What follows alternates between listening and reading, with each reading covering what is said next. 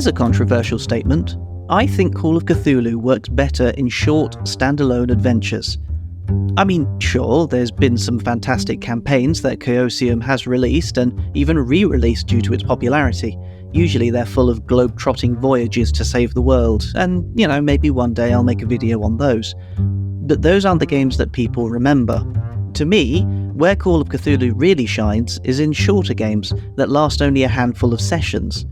These kind of games are often so different to the games that we're familiar with, and they're often rife with brand new settings, creative experimentation from the writers, and sometimes a complete facelift in the genre.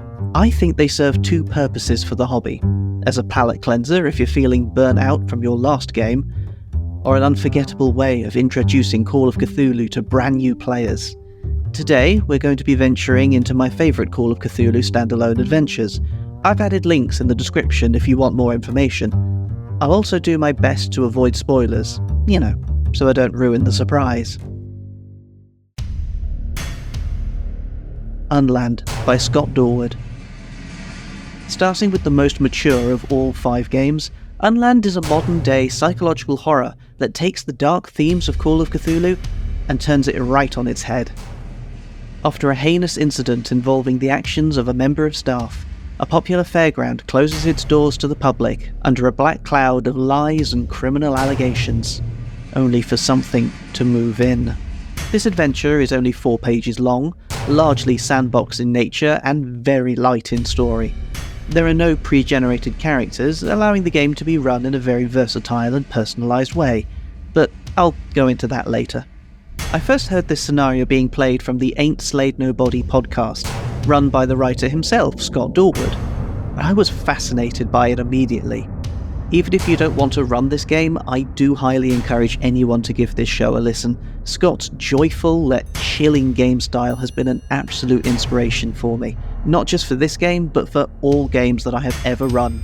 Unfortunately, due to its compact nature, Unland does lack pre-generated characters, forcing the game to rely completely on the player's role-playing abilities as to why their characters are there and how they will respond to the game's eerie environment. This can turn a few groups off, as Unland is very dependent on the motivations and the backstory of the characters, meaning a lot of preparation might be needed in advance by the keeper. In other words, this isn't the kind of game that you can just play straight from the book. That being said, Unland is the kind of game that's full of improvisational possibilities for keepers and players who want to run a psychological horror game, where the danger lies not in the monsters and the violence, but within our own minds. Panacea by Sandy Peterson. The game's so chilling and memorable, it inspired me to make a few videos about it just so I could relive it all over again. Set in the modern day, our group of investigators uncover the sinister secret behind a local medical company and a cure-all drug that simply everyone is talking about. What I love about this game is just how much inspiration Sandy Peterson has taken from sci-fi and body horror films when writing this adventure. You can almost hear that 80s synth horror music playing as you read it. It's a stark contrast from the classic 1920s setting that we're all too familiar with. In my opinion, it's a great change of scenery that Call of Cthulhu needs to stay fresh and interesting. The only drawback I have with Panacea is that it suffers from that all-too-common problem of railroading. There is a handful of scenes where players are forced to perform certain actions or else the game just simply doesn't continue. This, at least I like to think, is the symptom of being primarily focused on new keepers who want to play this straight away with as little preparation as necessary. Despite that, I do love this adventure. If you're a keeper who's looking for a palate cleanser of a game that will have you falling in love with it all over again, I do thoroughly encourage you to give Panacea a try. The Necropolis by Lei Ka. Out of all the games in this list, The Necropolis has probably the shortest runtime, and that's not a criticism. The players are 1920s Egyptologists and historians, uncovering a long-lost ancient crypt in the Valley of the Kings that should have stayed buried. It's very clear this game was written as an hour-long convention game, as it includes some very handy suggestions for timekeeping, although I've yet to find anybody who actually managed to keep that game within an hour. It's very easy to run this adventure straight from the book with no prior preparation, which is perfect for anybody who's brand new to the hobby. But this also has its obvious drawbacks, as there's very little room for players to improvise or roleplay. The Necropolis has a dungeon crawl design, which can come across as restrictive in an investigative game such as Call of Cthulhu, as they're forced to proceed one room at a time. Regardless, it's still an absolute blast to play, especially with brand new players who want a brilliant game about exploring an old Egyptian tomb. Viral by Alex Jalot and Bud Baird. If you've ever found yourself butting heads with the technological setbacks of the classic 1920s, wishing that your investigator could just pull out a phone and look up the information instead of waste hours in libraries, Viral is the game for you.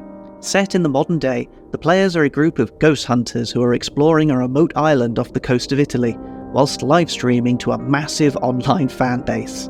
I heard of Viral from Seth Skorkowski's review video, and I can only repeat what he said. It's a fantastic example of how to do a modern day adventure right.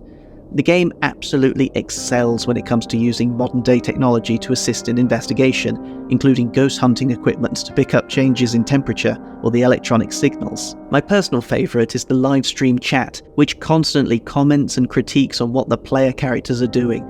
This is a fantastic way of either motivating the characters to press on, giving them clues in certain areas, or giving them suggestions for where to go next. Viral is somewhat sandbox in design, with plenty of events and areas to explore, which can be quite overwhelming for newer keepers who now have to handle copious maps and handouts and random encounters and the like.